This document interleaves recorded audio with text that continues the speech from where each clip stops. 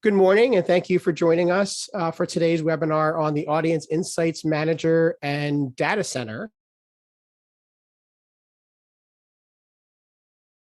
In a moment, but in the meantime, I am Jim Atkinson. I'm Director of Programs and Services at ArtPride, New Jersey.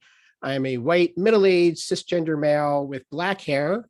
I am wearing a blue-green checkered shirt and black glasses. And I'm joining you today from my home office in Haddon Township, which is in South Jersey, on the unceded lands of the Lenni Lenape. As I mentioned, today's topic is around Audience Insight Manager and how that program has developed over the years as a tool to help organizations better understand their patrons, both for the purposes of marketing and whether you do list trading or you don't do list trading, just how you can better understand and segment your own market. Also, as well as to support your fundraising and development efforts by better understanding who your patrons are and what their giving patterns might be. But it's even evolved beyond that. I know as some organizations are really digging in and making commitments to EDI efforts and talking about expanding their audience bases, AIM offers you an opportunity through the demographic tools available to benchmark where those audiences are now and where they may be growing to, which is another useful tool to talk about when we talk about AIM. But in the meantime, I am getting ready to happily hand this off to our friends, Bill Watson-Canning and Jenny Cohn from TRG. So welcome. Thank you, Jim. It's a pleasure to be here today. I am Bill Watson-Canning. I am the Director of Product Innovation at TRG Arts. I'm a white cisgendered male. I believe I'm wearing a blue and white striped shirt. I should check that coming on. Dark hair, dark glasses. So we're going to take a little time to sort of give you an overview of who TRG is, what we do, and then Jenny is going to actually take you through the data center tool. And just if you can sort of throw it in the chat or Q&A, I'm sort of curious to know how many of you have used data center in the past and how many of you are brand new, either because your organization is considering using the tool or you yourself might be brand new to the tool, given everything that's been going on in the world. So just so we have a sense of which way to take things. But as I mentioned, here's what we're going to be covering during today's call. Usually these sessions go about 40 minutes, give or take. Of course, we do welcome your questions. The more questions, the better. But just so you have a sense of the time allotment for the day. So TRG. At TRG, we are true believers in the power of arts and culture to transform individuals and communities. It drives everything we do. You'll find that most of the people at TRG come from some sort of artistic background, whether it's in administration or the creative side. I know Jenny came from recently from one of our organizations. She was a data center user before she was behind the scenes for us. But going into a little more detail, consulting is really at the core of everything we do. It's about helping you achieve your organizational goals, whatever those are, whether those are around revenue, whether those are around DEI initiatives, as Jim just mentioned, whatever they are. And we do that in a number of ways, facilitating and teaching. We have a number of summits, blog posts, regular webinars. Many of you may have attended some of the TRG 30 sessions. You can find a lot of those case studies and the like free on our website. We also have our suite of analytics. That is data center. That is what we'll be talking about for the bulk of the day. And of course, we also leverage the power of community networks, such as yours here in New Jersey through AIM, so that art marketers can come together, trade patron data, and serve your audiences better. But enough about us. We are always curious about what's on your mind. The two big things that we are hearing these days, everywhere we go, no surprise, revenue recovery and new audience development are the biggest issues in the sector today. And the good news is that's what data center is for. Data center can absolutely help with those things. And let's in fact talk about what TRG clients have been seeing. Now, I think this data is about 2 or 3 weeks out of date, but since we just benchmark, this is actually benchmarked against, we do a whole bunch of benchmarking data between clients against past performance and other performance. So let me just sort of point out, TRG clients, 83% of them, at least as of a couple of weeks ago, were ahead of the sales pace for holiday productions, and 57% were ahead of sales pace for all of their single ticket productions. So that's including the holidays, but also moving forward. So leveraging the power of data center and TRG tools really can help you stay ahead of that pace. And one of the biggest ways that we do that, we are big believers in segmentation, climbing up that loyalty ladder, this evolution of a patron ladder you will see on all sorts of TRG materials. And it's important conceptually. You don't want to overwhelm a first-time single ticket buyer with a subscription ask. You're really just trying to move them up that ladder to become a repeat ticket buyer, multi-ticket buyer. And when we get into data center, you'll see how some of those segmentation tools can work. Jenny, I kept your slide because it's just so great from the presentation you did recently. Coming out of the pandemic, we are seeing all sorts of new segmentation types. In fact, one of our colleagues at TRG actually came up with this because there are all sorts of new segments that have come into the world through the move to digital in the past year, through well, you can see everything up here, whether it's refunded patrons, first-time donors, digital buyers, and the like. And so data center can also support you when you get into this sort of new segmentation that might be specific to your organization. We're sort of constantly hearing from organizations where they have kind of one-off situations. Data center can handle that as well. All right, so let's talk about how specifically data center can help you achieve those goals. It looks like we do have a mix of people who've been using data center for a while, some who might not have used it in a few years. I see 2017 as a date there. A few changes in the past 4 years, although still fundamentally the same. But fundamentally, data center is a cloud-based software as a service for arts and cultural organizations. That's what we do. And the way we do that, if my slide will advance, there we are. Data center actually allows you to take all of your CRM, whichever CRM system you're in, all of your different platforms, pull your data into one place so that you can work with clean, standardized, secure data. So that's going to include national change of address hygiene.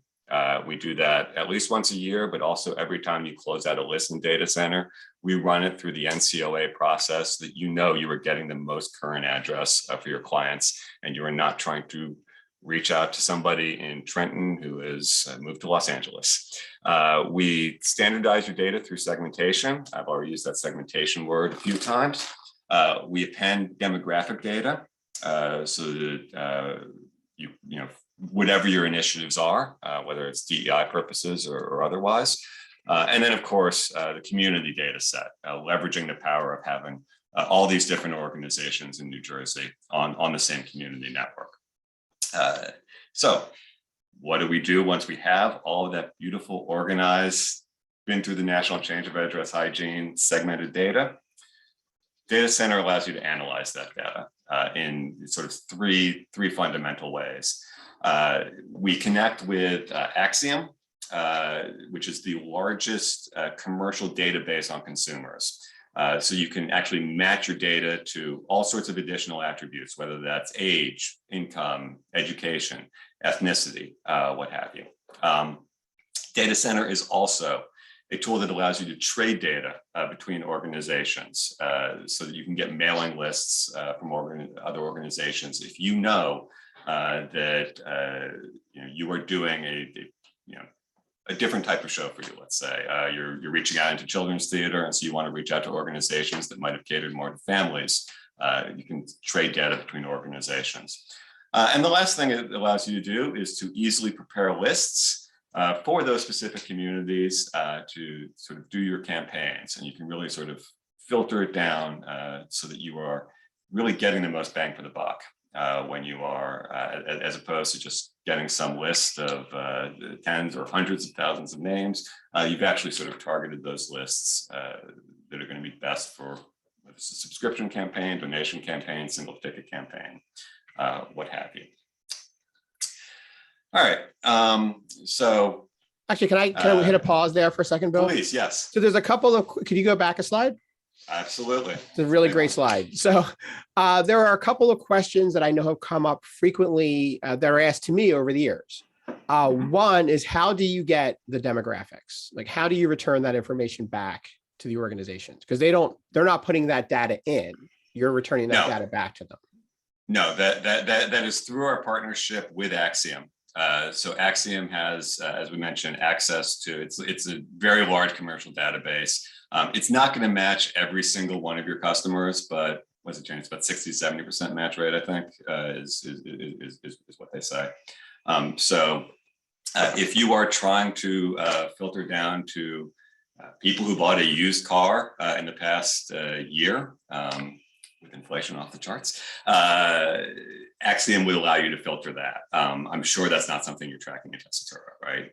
If you are, I mean, it's about a 5-page list of data points that you can filter on, and you can combine those filtering. So if you want to have households with children in the ages of 16 to 18 with an income threshold, however it is you want to sort of set those parameters, and then that will feed into your mailhouse data. So this is returning data back to organizations that are enhancing the data they already have. Yes. Right. The other question is that I hear a lot is regarding NCOA. Mm-hmm. So how often does an organization who does bulk mail, like nonprofit bulk mail and their indicia, are they required to run NCOA with the post office for that in order to maintain that indicia? Do you know that? Because I'm not sure of that answer myself, but I know that's a question I've been asked, and I kind of guess sometimes, but I'm not 100% sure what the answer to that is. I'm not sure what the requirements are from that. I can tell you what we do, which is that once a year we run our entire database, and every time a new list is created and closed out, overnight it runs through the NCOA process, so that you're always getting that up to date. Now you do have to authorize once a year as an organization, I think. Right. So it's at least once a year they need to run. Every organization who uses a nonprofit indicia has to run their data through NCOA once a year in order to maintain that. Right. I'm going to jump in, Jim, if you don't mind. Please do. I think, legally, I think it's every 6 months. If you're doing it through the USPS requires that.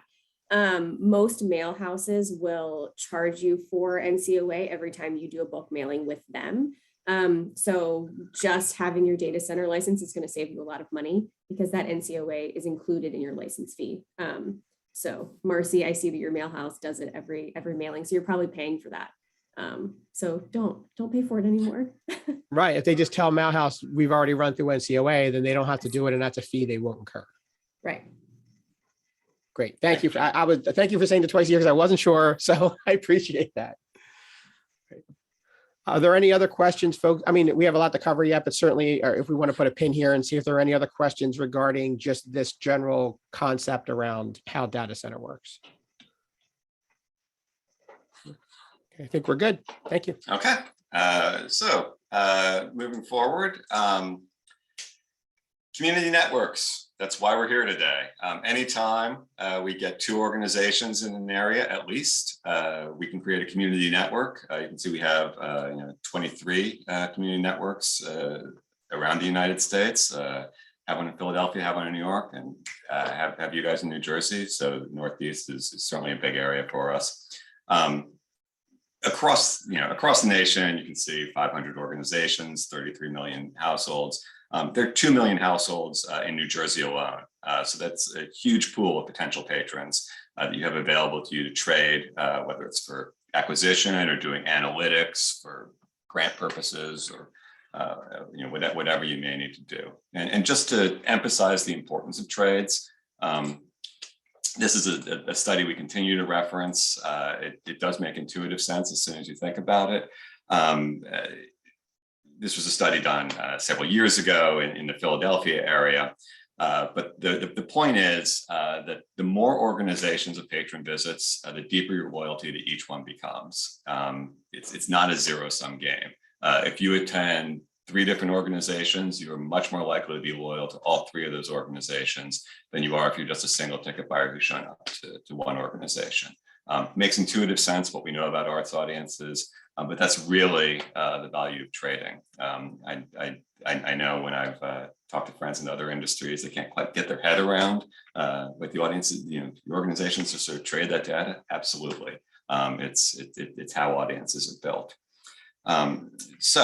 That being said, unless there are questions about sort of the purpose behind all this, I'd like to hand it over to Jenny Cohn. Yes, if I could just jump in for one quick comment. Please. So you went back to there's roughly 2 million households in the database. And of course, not all those households are in New Jersey because patrons come from, they cross state lines. But for reference, there's between 3.2 and 3.3 million households in New Jersey. Like that's how many households are in the state of New Jersey. So to conceptualize that and say there's 2 million roughly in this database, which are all qualified cultural consumers because they've all gotten in there because they're being contributed to by one of the organizations. Kind of felt like I wanted to put a pin in that for a second and think about the size of that, because that's like a significant benchmark that we should just take a moment to reflect on before we just go right past it, because that's a staggeringly large number. Yes, thank you, Jim. Yeah. And then we have one other request from Kristen is asking, is it possible for us to request trade lists from the New York network? I believe yes. I believe it's no. Okay? There are a couple that have. I think you know what it is. You have to be a member of the New York network as well. That's correct. And we can trade with the Philly network. So we have an open trade with Philadelphia's network. Thank you. So Yes. New Jersey and Philadelphia can request trading across networks. But we did request that of New York, but New York declined to allow us that option. Right. And we can always go back and revisit it again with them. I think there are 1 or 2 organizations in northern New Jersey that, yes, thank you, Jim. Yeah. So anyway, at least I wanted to I think that was the answer, but again, I wanted to confirm. But I know for sure we definitely have an open trade with Philadelphia. Are there any other questions for Bill or Jenny before we jump into the demo? Okay, I think we're good. Thanks. All right. Jenny, do I need to stop my share for you to grab it? I believe you do, yes. Yes. All righty, my turn. Okay, so I'm going to do a super fast kind of 10-minute overview of what data center looks like and some of the things it can do. And I will try to highlight some of the things we've already talked about today that I know you're interested in potentially using for your organization. So if you're a super data center user, this might be redundant for you. But if not, hopefully you'll find some fun new tools that you can use. To preface, I am currently logged into a fictional organization called the Pikes Peak Orchestra. So this data is all pretend. There are a couple of times where it will definitely show up as being a little fictional, and I will kind of point those out as when we hit those points. So this is your home data center dashboard. Just some fun overview data points to take a look at here. We mentioned the trades. If you have any pending trade requests, they will show up here. This is how your data has changed since your last update. This is how your database has grown in the past 30 days. Down here, this is going to tell you how many multi-buyer crossovers you have between recent single ticket buyer segments. So for us, we have this Harry Potter here and we have La Boheme, and you'll see that we have over 28,000, again, fictional people that have bought Harry Potter and also have purchased La Boheme. So that's a good, just a fun thing to take a look at. Not a lot of crossover there in 2021 annual giving. So maybe we need to do a donation ask to all of our single ticket buyers. This is my favorite thing on the dashboard, this segment crossover. Super handy. So you will see here, this is your Venn diagram of single ticket buyers, subscribers, and donors. And if you hover over here, you'll get some handy numbers. So you'll see the total households there. And then as you kind of hover over the overlap, it'll give you the number of patrons in both segments. So these would be single ticket buyers who are also donors. Sorry, it's very early on the West Coast here, so I'm still getting my mojo in for the day. And same thing here. So these are single ticket buyers that are also subscribers. And then this handy little chart here is a demographic comparison between your network, so all of ArtPride New Jersey, and your most recent single ticket buyer segment as well. So you'll see here how your buyers for that particular production compared to the network as a whole. So it's kind of an interesting comparison. You can also run, this report on different segments. So I really like this segment for donations specifically, because we have so much data that tells us how the generations give very differently. So I like to take a look at this. It's annual giving time. So once 2021 annual giving funds kind of close down, I love to pull this and kind of see how your year-end fund donors are in comparison to the network as a whole. So if you have like way more Gen Xers in the network than you have donors, then you can plan that a little bit for next year. Maybe you can pull some of those Gen Xers in. We know Gen Xers really like to give to local focused organizations. So that messaging, if you're really looking to up your Gen Z engagement, right? Gen Zers are more likely to donate on social, right? So anyway, just some fun things to take a look at there. Okay, so first of all, you have to get your data into data center, right? And as Bill mentioned, it can come from disparate systems. It's one of the cool things about it. You can pull in your donor database from Razor's Edge, or your ticketing from Patron Manager, whatever systems you're using. You can pull them all in here. When you're doing your import process, Data Center is going to ask you some questions when you upload your spreadsheets. It's going to ask you things like, is this all one segment or is this multiple segments? If it's one segment, it's going to ask you to name it. If it's multiple segments, it's going to ask you to match the fields on your column headings so that you can organize and segment all of your people. So through that import process, you are basically creating all of the segments that you can see here. We have subscribers, donors, single ticket buyers, things like that. If you see CMP, that's comp, GRP is group, things like that. And, we recommend kind of this, I call it the mama bear sized segment. So you don't want a segment that's too large, right? You don't want just 2019 single ticket buyers. You don't want things that are too specific, right? You probably don't want to segment your data based off of the seat that they're sitting in, right? That's probably too specific. The goal is so that you are segmenting and organizing your patrons in the way that's going to make it the easiest for you to communicate and organize these people to reach those organizational goals that you have. So you may, if you're a small organization, you may just need 2021 subscribers, right? Or you may need 2021 subscribers fixed and 2020 subscribers flex, right? If you're communicating with those people differently, it's really up to you. I have a client I was talking to a while ago who they have two types of subscriptions. They have a Flex 3 and a Flex 5, and they had been segmenting them all together.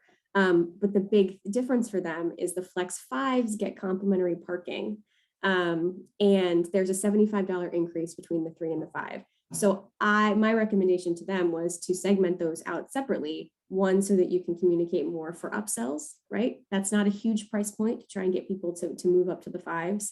And then they had told me there's a lot of communication specific about the parking, right? How to redeem it, where they go, all that stuff. So that was an example where I recommended just a little bit more specificity in their segmentation because of how they communicate with those subscribers.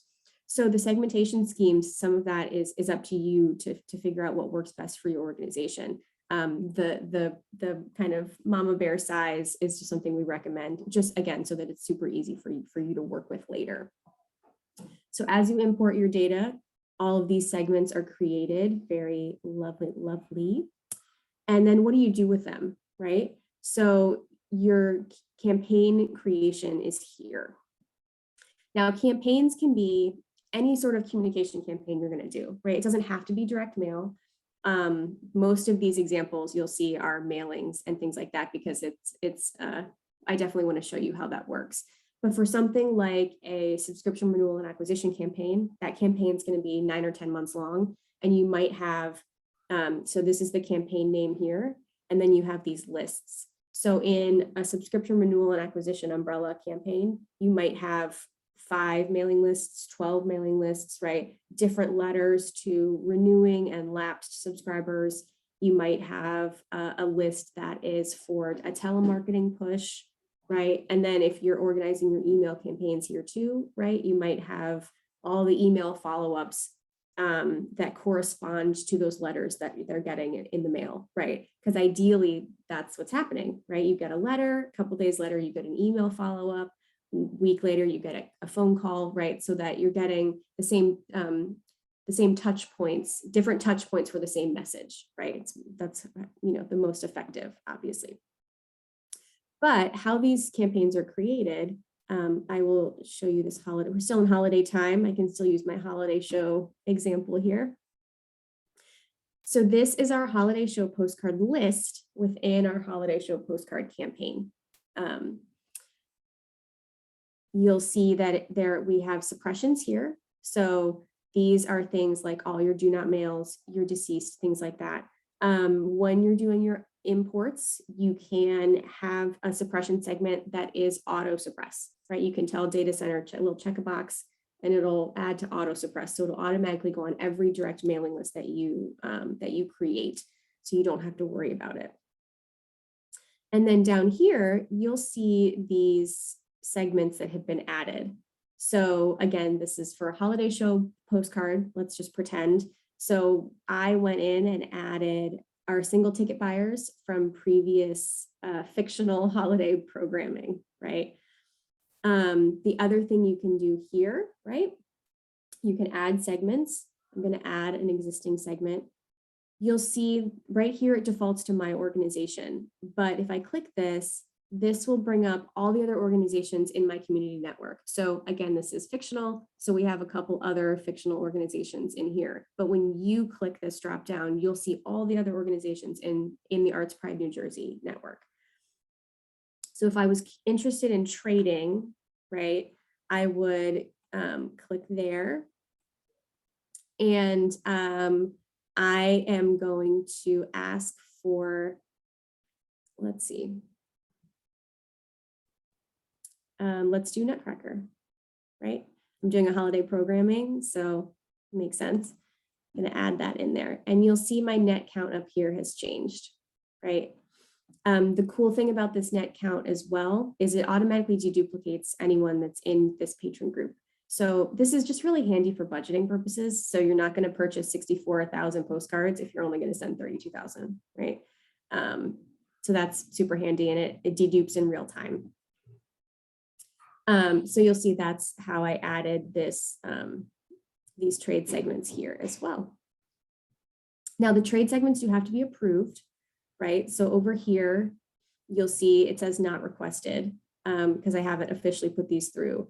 But if I select those and hit send request, it'll send an email. You'll get an email notification. TRG Ballet will get an email notification that there's a pending trade request. And then it's up to them to approve or deny. Now, we, again, because of that loyalty study that Bill recommended, or that Bill pointed to, we recommend that organizations approve as many trades as they can, right? It's better for everybody. We understand that that's not always the case, right? I had a client a couple weeks ago who had a one night only concert, and there was a trade request for another one night only concert on the same night from somebody on the other side of town. And they said, well, we can't do that, right? That's like a direct conflict of scheduling. So that didn't work out, but we ask that you approve as many as you can. Now, this holiday show postcard, so these 32,000 people that are on here, if that's too many for me, or if I want to get more specific, I can filter this list down. So as Bill mentioned, lots of filters we can apply. We can apply a geographic filter here by zip codes or by radius. So for example, if you wanted to focus on just your zip codes within maybe a mile of your venue and do like a neighborhood night or something like that, you could filter that here. And then here are the demographic filters that Bill was talking about.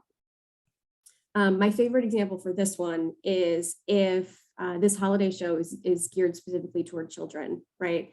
I can add things like here, a child age, right? Between the ages of, I don't know, let's say 4 and 14. Right now, once I hit save, watch this net count. So this is gonna do its thing and I'm down to 1,800, right? Now, again, this is fictional. So I don't think there would be quite that dramatic of a decrease if you're doing this for real. You'll notice here this filter cost. So some of these filters are included in your data center license. So anything that pulls from the census is included, which is kind of the larger buckets of demographics. Anything that is super specific, you'll see that there's a kind of a minor charge here to run those. And that is because it's pulling from that Axiom database. It's usually pretty minimal, $10 per thousand. There's a $25 minimum. So, which is obviously what we would pay for this particular example. But you're only paying for the names that you are getting, right? So we would only be paying on this 74. But as Bill mentioned, there is hundreds of demographic data points that you can pull, right? If you just want to focus on people with New Yorker subscriptions, or if you're doing a classic car show and you want to focus on people with cars that were, made before 1967, like you can do all of that in here if you wanted to. So as Bill mentioned as well, so let's assume this mailing list is ready to send. Once I hit finish, it goes through automatically that overnight NCOA. So make sure you plan for that overnight when you're doing your campaign planning, that overnight processing. And then this is going to go directly to your mailing house through data center. So it is a much more secure way to send patron data than if you're sending it through your email. So most of your vendors will have a vendor account with data center. Their homepage is basically just a list of the things that they need to download. So you can always request a new vendor setup if your vendor doesn't have one. It does not cost anything on their end. So it really is just something we've added for the security of the data. And then as we get into, so that's kind of the communications campaign planning part of this. But the reporting features are one of my favorite things because I'm a nerd. And all of these awesome demographic reports are here for you to use as often as you'd like. And you can run these reports on different levels of your data, right? So you can run on the whole community network. So all of our patrons in our ArtPride New Jersey, you can run all of these things. My favorite report for this is the community organization. Let's see if that's gonna. Sometimes when I'm sharing my screen, these reports don't load very well. I'll give that a second. Anyway, this is the organization crossover report. So this is going to give you a list of how many patrons your organization has in common with all the other organizations in ArtPride New Jersey. So I don't know. I think it's super cool and super interesting to see. Here we go. To just see the amount of crossover there. I think if you've worked in an area for a long period of time, anecdotally, you probably know or have a sense of what other organizations in town you share patrons with, right? But sometimes this data can surprise you. So here you go. So again, we are Pikes Peak Orchestra, right?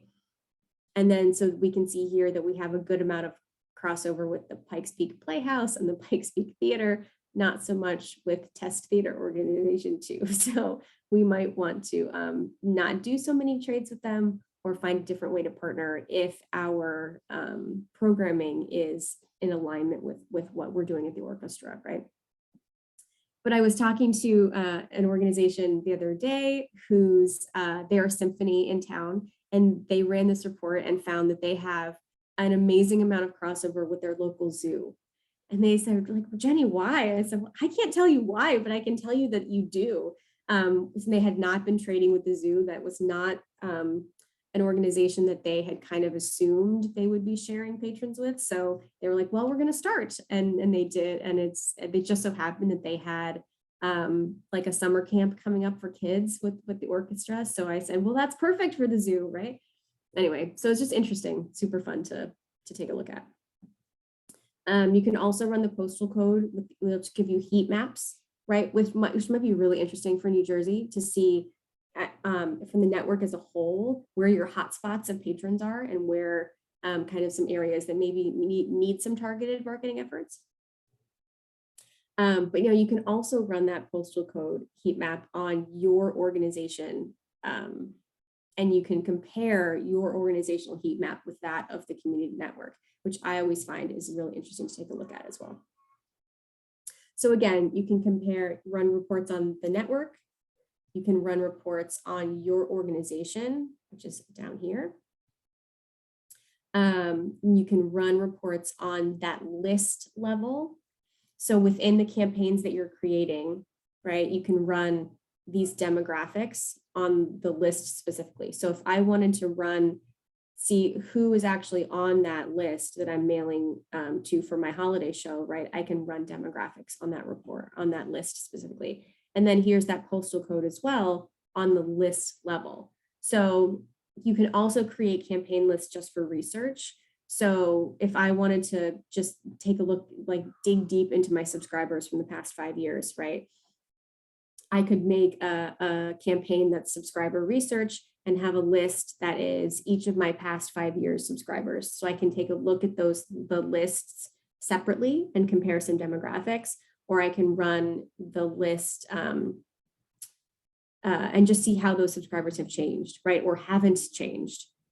The organization demographics down here is a really important thing to run as a baseline if you are planning some like big scale community development, new audience outreach, DEI, things like that. So you can see actually where you're starting from, right? This is a really, really cool thing to do.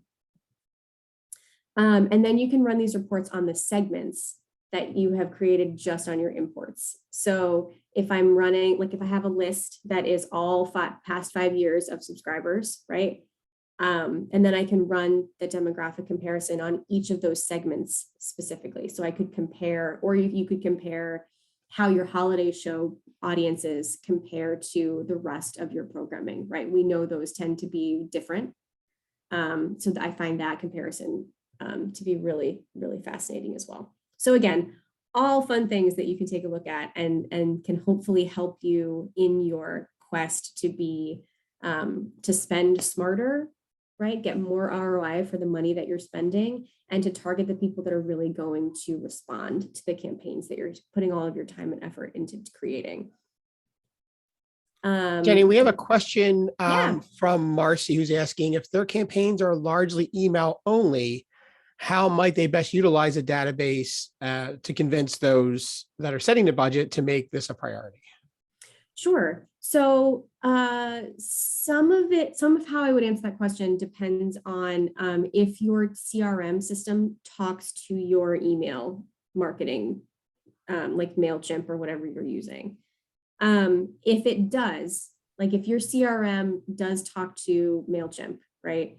If you're doing your segmentation in your CRM and it directly links to MailChimp or Constant Contact or whatever you're using, I'm actually not sure you'd want to use Data Center for your email organization. If your CRM does not talk to your email marketing software, then I would highly recommend building your campaigns exactly the same way that I showed you with this postcard. You would just plan to do it with email. So you would pull in, again, like if you're in giving time right now, right? If you wanted to send an email specifically to people that gave for year end last year that haven't given yet this year, right? You could pull in your segment of 2020 year-end donors, right? And then suppress 2021 year-end donors to date, right? So that you're left with, obviously, just the people who gave last year who haven't given this year, right? And then all you would need to do is export that list and put it into your, to MailChimp or whatever you're using. If you're doing email in connection with direct mail or in conjunction with like a telemarketing, I think it's better to organize it all in Data Center. Just because if you have multiple team members that are doing it, or you have like your development team and your marketing team, right, can work together again, so that all those communications are very easily planned out and specific to the segments that they're reaching.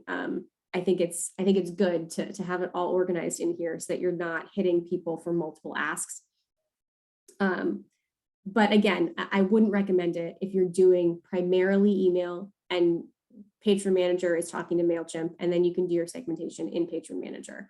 But there would still, correct me if I'm wrong, there'd still be value in the reporting to target, right? Especially if you're talking 100%. about giving, right? So you say, well, there's data I don't have in my CRM, Yeah, but I would get out of Data Center. If I want to target people who are household income 250,000 or more at a certain exactly. level, and that data Exactly. wouldn't be available unless it was being pulled out of Data Center, correct? Is that Yeah, that's a perfect example. Absolutely. Whereas if you're sending, just a, hey, reminder to get your tickets to this thing, to again, if your Patron Manager segmentation is pretty good, and I'm just using that as an example because I know that talks to MailChimp, but Tessitur or whatever you're using, sometimes the segmentation is good enough in your CRM if you're sending a lot of emails very fast, right? And you don't want to have that delay in exporting and importing the lists. I would understand why you wouldn't want to use it in Data Center. But yes, all of that targeting, filtering, all of those specific things works if you're building a list for email or direct mail, whichever. Obviously, the NCOA thing doesn't happen, right? If you're gonna just use it for email. When you hit that finish button on your list, there's options that pop up that say, deduplicate for mailings or just close and make a download for me. For your two options. And if you click that just make a download thing option, that's what you would use just for an email. So it's not going to send through that automated NCOA if you're just planning to use it for email. I think that also touches on a point that there's been a perception that this is primarily and really most useful as a list trading tool. But I'm glad that you're touching on some of the other aspects of how you can use this just for the running analytics on your own data, even if you don't do any list trading at all, right? For sure. Yeah, I think it's super helpful, especially if you haven't run demographics on any of your patron data yet. I think it's helpful just to do some imports, make some campaigns, again, just for research purposes. Again, because the generations donate differently, right? Or we know that, again, if you're doing family-centered programming, right, are you really reaching just people that have kids, right? And all sorts of other examples in here that I think are super interesting. And again, the whole point of Data Center, right, is to help you get more efficiently to the goals that you have in your organization. So if you have if you're just talking about revenue recovery, right, then let's look at the segments that are high performing for you. So you're spending less money to get the high performing segments back in the door again. So you're not mailing to 500,000 people who are not going to come back, right? Or I don't know. It's again, but it's to get you towards your goals in a smarter, more direct route. The only other thing I want to point out here really fast before I turn this back over to Bill and Jim is this trades module. Again, here's where the all the trade requests will pop up. You can take a look at here. The other thing we have for you available, this is not included in your license. This is an additional add-on, but we have a partnership with Mogo Arts Marketing to do data center digital here. So if you have not stepped into the digital advertising marketing world, but are interested, this is a relatively low price point way to try that out. So it's between $1,000 and $2,000, depending on how long your campaign and what level of reporting you want back. But what's cool about this is it takes your entire community network data set, so all of ArtPride New Jersey, and anonymizes it and makes all the cookie things, which is what tracks us throughout our internet browsing experience. Then you upload your creative, and then those ads are targeted to the people that look like the data set that it's created from the patrons in ArtPride New Jersey. So it's a more targeted way to do the kind of that, like, for lack of a better term, that like stalking advertising. So you'll see the ads pop up wherever you go in your internet browsing. But they're only going to be targeting people that are already arts and culture patrons, right? In the ArtPride New Jersey network. So it's cool. If you're interested in more information about it, we can get that to you. And again, that's here for you here as well. And then we have a question from Andrew. He's asking, what is the minimum spend for data center digital? I think the campaign started at 1,000. And again, that it's about the length of the campaign and then the level of reporting. So if you just want to see impressions and clicks, right? That's the lower price point. If you want to track impressions, clicks, and conversions, that's like that's a higher price point for your campaign, because that's more in-depth tracking that Mogo Arts has to do to track the actual conversion rate of your campaign. So that's up to you. And then the other point I just wanted to bring up is, when it comes to list trading, when you put your data segments into data center, you can hide any segments that you don't want other organizations to even know are in there. So don't be afraid to put donors in there because you can just mark them as like invisible, right? That's only for me. Or you could put every segment as only for me. And you can only put the segments, I loosely call them the marketplace, right? The segments that you want to put like on the marketplace that you're willing to share with other organizations, even though every request has to be approved anyway, and keep totally private any data segments that you want just for your own internal research. Absolutely. Right. Yeah. So you'll see here in the segments module, these little flags, right? So visible for trade, auto approve trades. So you can have trades that set up that you don't need to approve them, right? And then you'll have these auto include here. So this is a flag where if you want, like your marketing team or your development team to automatically get every mailing that you do, you can auto add them. You'll see how this one does not have visible for trade here. So this would not show up in like a segments available for trade if I am the TRG Ballet looking to trade with Pikes Peak Orchestra, to your point, Jim. And that is something that you can set up when you do the import process. And it's also something you can always go back and change. So you can click here, you can change your segment settings. So you can always rename them if your naming conventions change or something like that, or change these types of settings as well. So nothing that you do in the import is like set in stone. You can always change it if your strategy changes. Great. And then Marcy had a follow-up. She was thinking of using this for messaging, using segmentation to focus on, for instance, those that might give $500 versus those who might give $15, like that kind of segmentation. And that would make sense, correct? I love that. Yeah, absolutely. And especially, Marcy, if you breaking up your donors in those giving levels is, I think, super great, because we know that it would be, I don't know, I'm getting excited about your data. It would be interesting to see, what are the generational differences between the $15 to $100 donors and the $250 to $500, right? Are your generations similar in those breakdowns, or are you seeing like Gen Z in the low, in like the $5 gifts, or are they texting to give or something? And, you know, I don't know, it's super fun. But especially if you have different premiums or different benefits in those different giving levels, then your communications, not only to get them to donate or get them to donate at the next level up, right? Those communications would be specific, but also in your thank you for donating, don't forget to redeem your free concessions ticket, or I don't know, whatever it is, right? So there would be specific communications to those different giving levels for your patrons, in addition to some really fun demographic analytics that you could run. I think that's what we have for now. Thank you, Jenny. All right, I'm going to stop. I love watching Jenny lean forward when interesting data I question get comes up. excited. Well, you're not on this call if you're not some form of data nerd, so it's okay. Exactly. Yes. All right, Jim, did you want to take us through?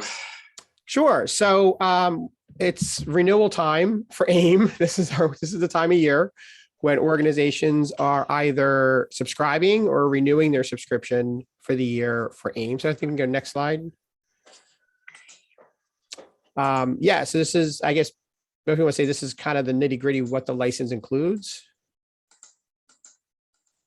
So it's the unlimited but entirely voluntary trading with your peers, all the different kind of reporting that Jenny just walked us through, the national chains of redressless hygiene, all these different demographic appends, all kinds of reporting you can run on how your data compares to other people's data and who do I cross over with. I remember we did this demo a few years ago, so it's dated, but we did it in Red Bank, and I believe it was don't quote me on this, but I believe it was Two River Theater did it and realized that their largest list trader was not it was not another theater, it was actually the New Jersey Symphony Orchestra, which goes back, Jenny, to your point. It can do some myth busting that way. Like, I assumed this, but the data told me it was that instead. And isn't that really interesting and fun? And what does that even mean? We've even seen some organizations in the past partner with each other on something because they realized they had a shared audience. I remember this is really going back quite a few years ago, but George Street Playhouse did some little teaser performances at Grounds for Sculpture because they realized they had a huge crossover audience. So why not partner on something? So there's like so many ways the data can take you in unexpected places that we've seen happen over the years, just anecdotally. That's really exciting when we see it. So yeah, and then there's the training and knowledge resources. So you want to talk a little bit about that, Bill, the onboarding or? Yeah, I think we might also have another slide on onboarding, but we can sort of skip through that. And Jim, you and I need to talk through some of the mechanics as organizations come on board, how it gets communicated between us. But essentially, you can get up fairly quickly on Data Center if you're a new user, if you're a new organization, or just a new user of Data Center. First thing we need, obviously, is your username information, just so we can get you in there. The first time you log in, if the processing authorization form for your organization has either never been signed or is out of date, you will have to verify that so that you can get all the NCOA. Usually we say allow about 2 weeks if you're new to get your data uploaded. You're going to want, ideally, at least 3 years of data. Of course, if you're a brand new organization, you don't go back 3 years, we understand, but that best practices says you want to get about 3 years of data at least in there to start segmenting. From our standpoint, we have monthly webinars and training videos, monthly webinars training people on segmentation, Data Center 101. If you're not able to attend those webinars, we also have video trainings available for you. And you can always reach out to us.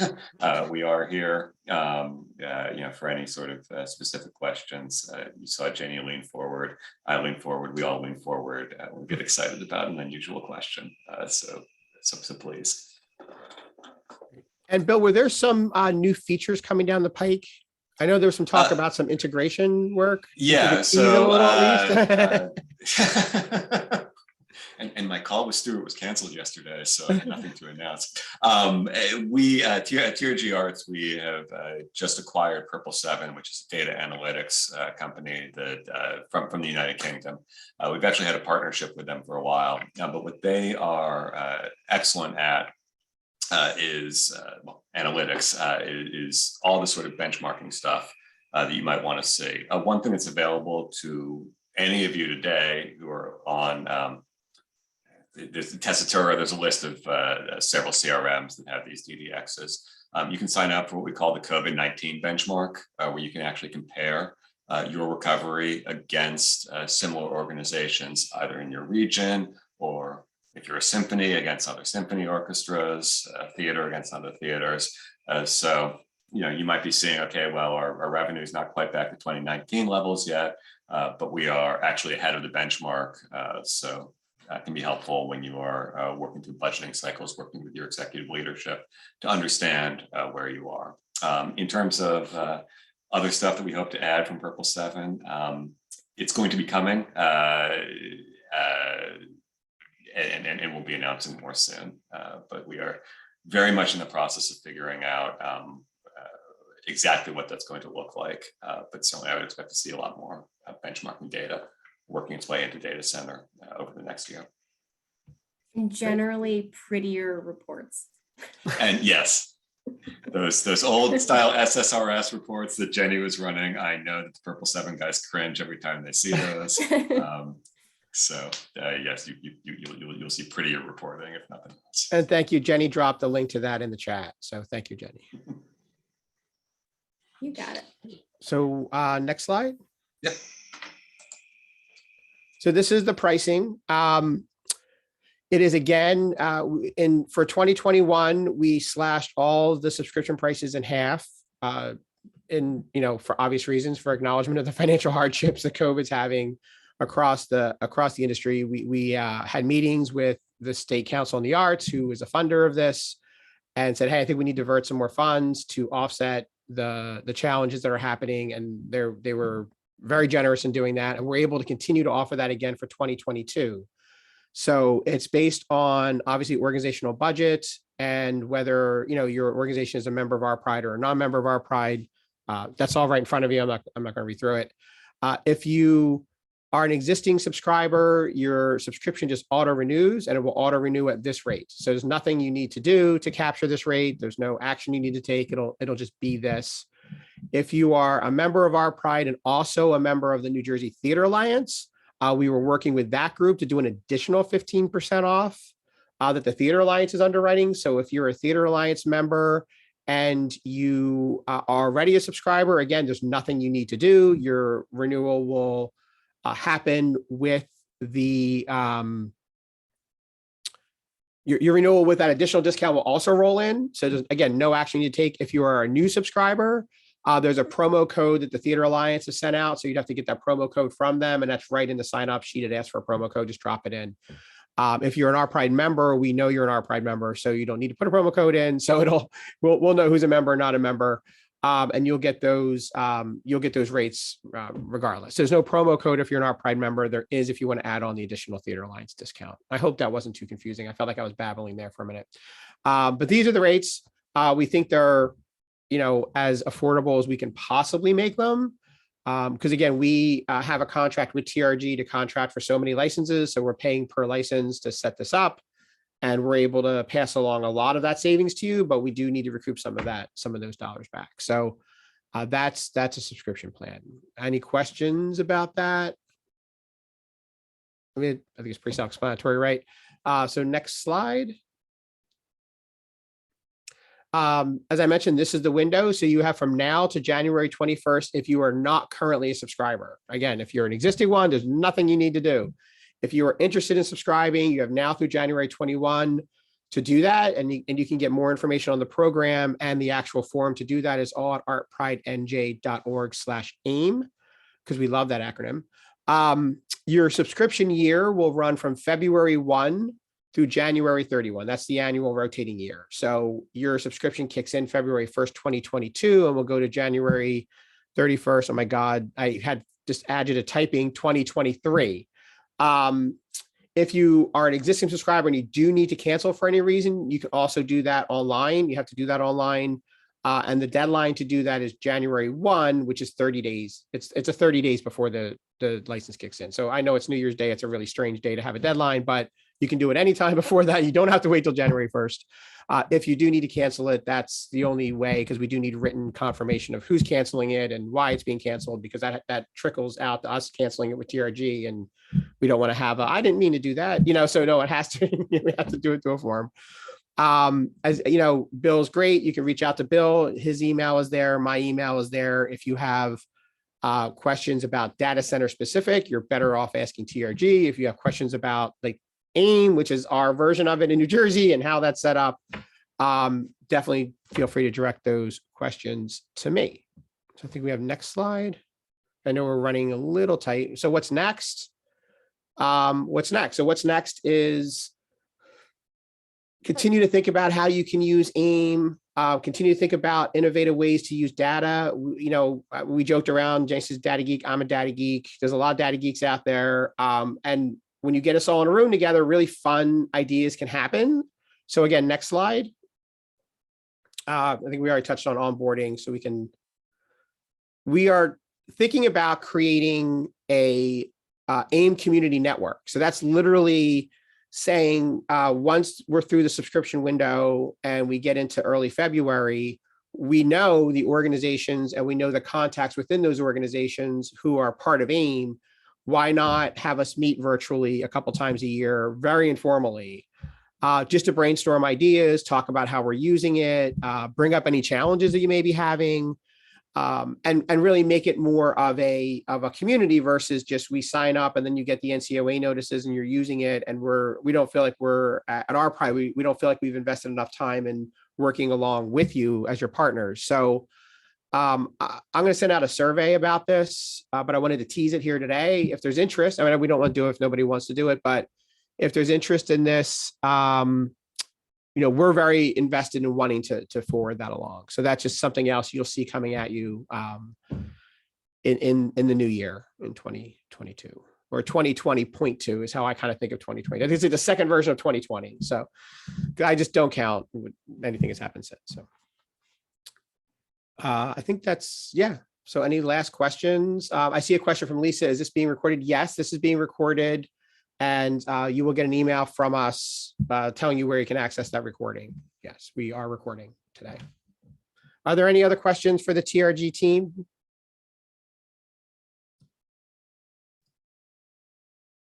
Speak now. Thank you all for taking time with us this morning. I know we're a few minutes over, but I really appreciate everyone coming today. I hope everyone has a really happy holiday season. And I look forward to continuing to work with this really dynamic group of leaders. So thank you very much and have a great holiday. And thank you, Bill. And thank you, Jenny. Thank you, Jim. And thank you, all of you. Thank you.